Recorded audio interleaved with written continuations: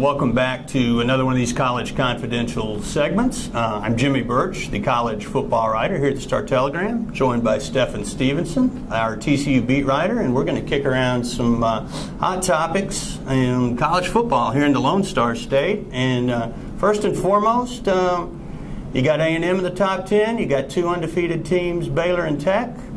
Who's the best team in Texas, Stephen? That's a tough one, but right now I'd go with Baylor. I think Baylor's defense is much improved from last year, and I'd give the slight edge to them over A&M if they played tomorrow. That'd be an awesome game. I hope maybe at the end of the year we'll get a chance to see those guys play in a bowl game. That'd be awesome. That would be cool, but I'll give you the Lee Corso not so fast, my friends. I'd go with the Aggies. I think they've got more proven pieces back from last year, although Baylor's pieces are proving themselves to me thoroughly on a weekly basis.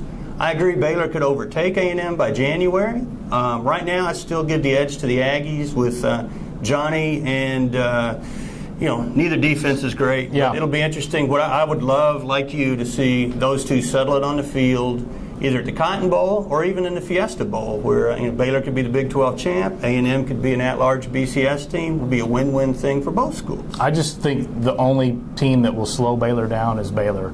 I agree with that. And A&M the same way. Yeah. Based on who they have left. Maybe LSU, but I'm not even sure LSU slows them down much. They may get outscored by LSU, but I don't think they'll get slowed down much. Yeah.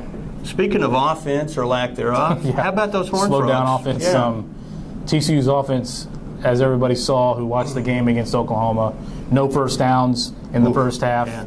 Amazing they only lost by 3 points. Yeah, it's a credit to their defense, which is, as I wrote earlier this week, could be one of Gary Patterson's best defenses, considering the competition that they're playing. Yeah. I mean, to go up into Norman Fair enough. and to hold those guys at 20 points. I think that's a pretty good OU offense. Yeah, especially with Blake Bell back in there looking fresh. There's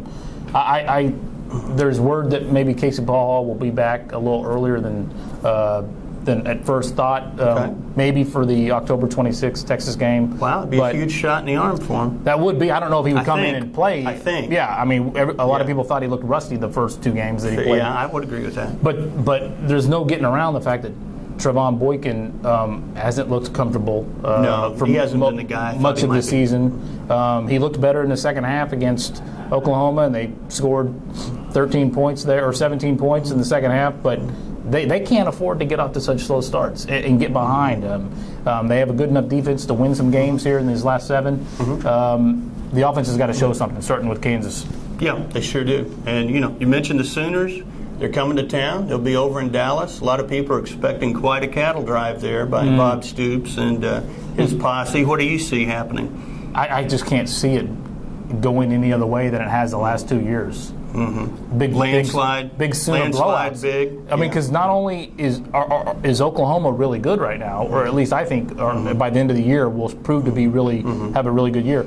Texas obviously is not, and I think just the balance of power has shifted, and there's no way Texas is slowing down the Sooner offense. Oh, with all the Texas turnover on defense at the coordinator spot and some of the young guys, this seems like a very big, a mismatch just based on personnel. And, if Texas is going to somehow win, they're going to have to get an excessive number of turnovers, maybe a little help from Mother Nature with some rain to slow the OU offense. Maybe the officiating crew. That's an intangible too. I just don't see this going well for Mac, and if Saturday doesn't go well for Mac, I don't see Mac coming back next year. And speaking of next year, we're finally going to have a college football playoff.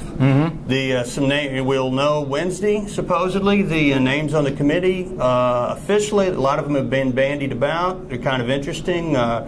Archie Manning jumps out at me as a really good choice. Tom Osborne, a really good choice.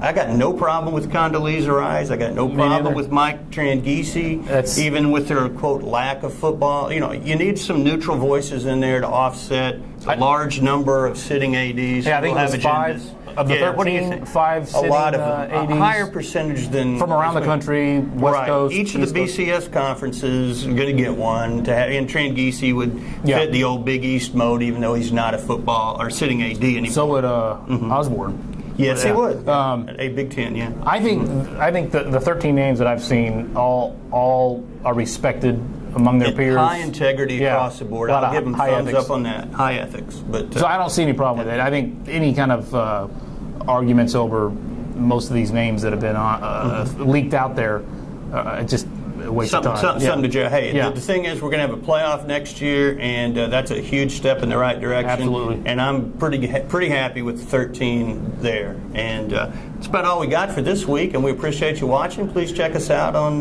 StarTelegram.com, and have a great week.